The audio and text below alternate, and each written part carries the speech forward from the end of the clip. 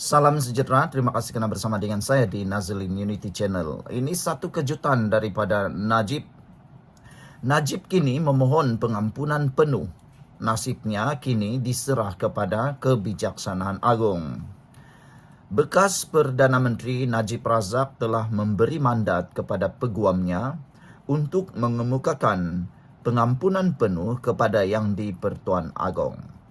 Memaklumkan perkara berkenan, Timbalan Perdana Menteri yang juga Presiden UMNO, Dr. Ahmad Zahid Hamidi berkata, langkah tersebut merupakan usaha terakhir yang sedang dilakukan oleh bekas Presiden UMNO itu.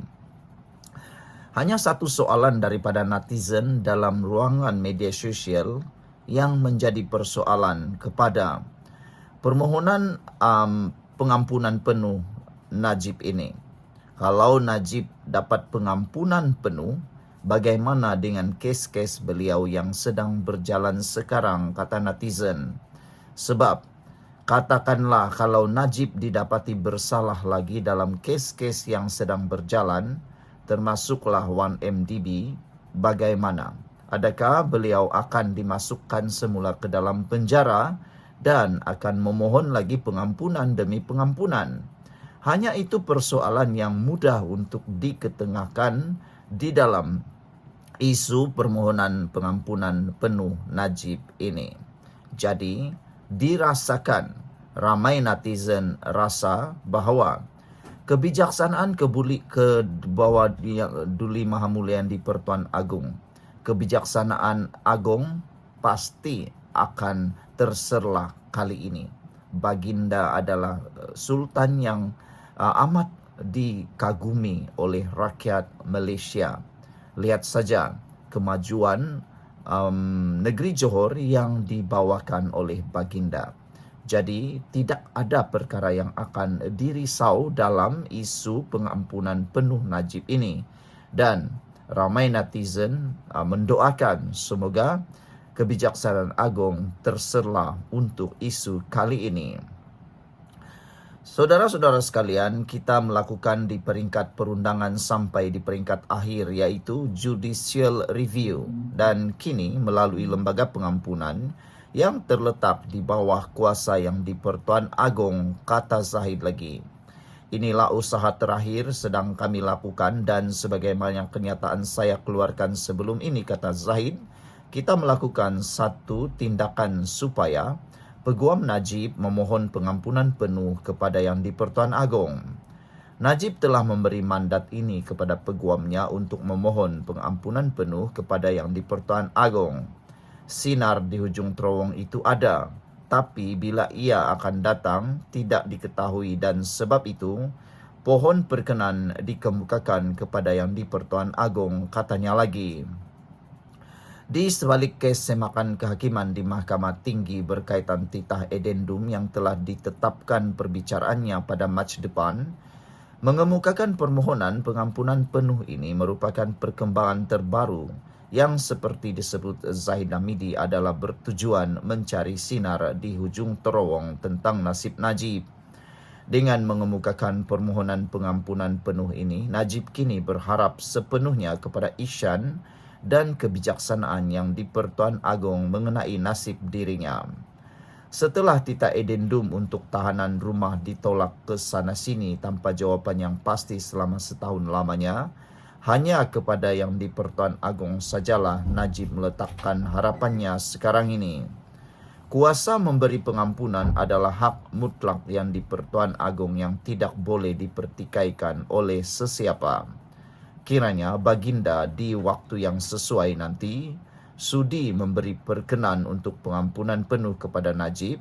Semua kita wajib menerima perkara itu dengan lapang dada serta bersama hati yang terbuka. Najib telah melalui semua proses siasatan, perbicaraan, rayuan dan hukuman dan kini memohon pengampunan penuh yang terletak dalam budi bicara Yang di-Pertuan Agong untuk memperkenankannya. Kebijaksanaan baginda dalam memberi perkenan untuk pengampunan kepada sesiapa saja adalah hak yang dijamin oleh perlembagaan negara. Sebagai rakyat, kita bukan saja harus taat kepada raja, tetapi juga perlu akur kepada segala titah dan kebijaksanaan baginda selaku ketua negara.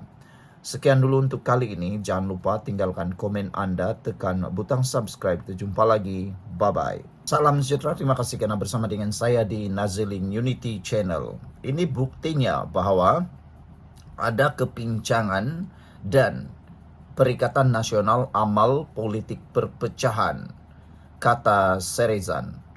Rupa-rupanya dalam Perikatan Nasional ada amal politik perpecahan. Ini kerana kritikan gerakan menjadi buktinya. Kritikan gerakan bukti Perikatan Nasional Amal Politik Perpecahan, kata Serezan.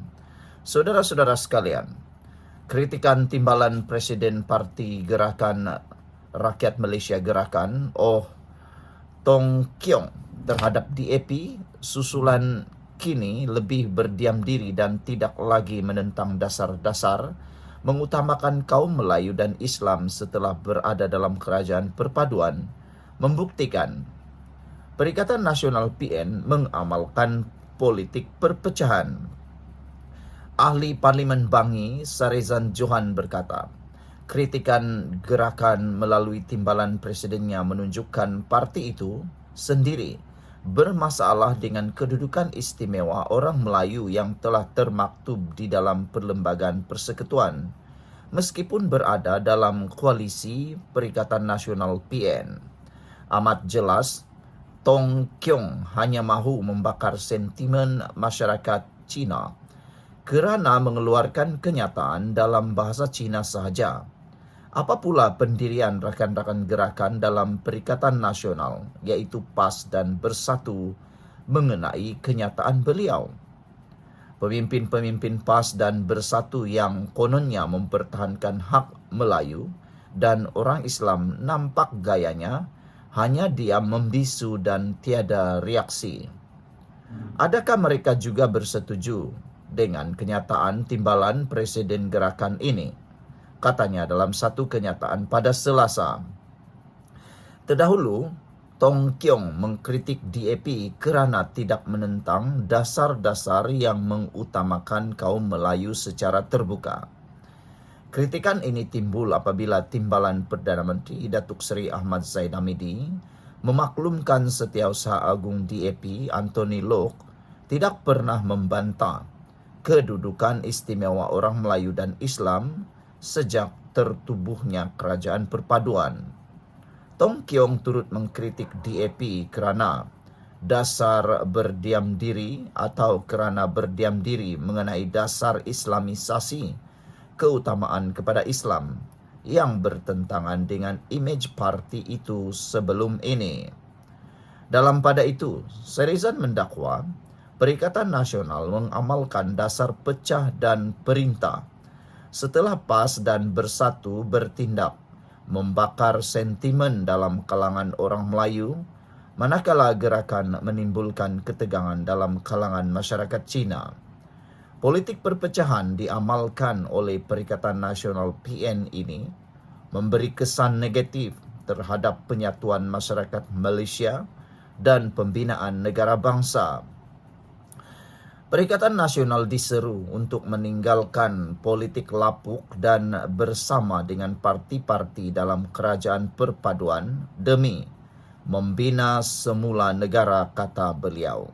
Wow, saudara-saudara sekalian, ini satu pendedahan yang luar biasa, yang sangat menarik dan perlu difikirkan. Kritikan gerakan bukti Perikatan Nasional Amal Politik Perpecahan, kata Serezan. Sebelum kita berpisah, jangan lupa tinggalkan komen Anda.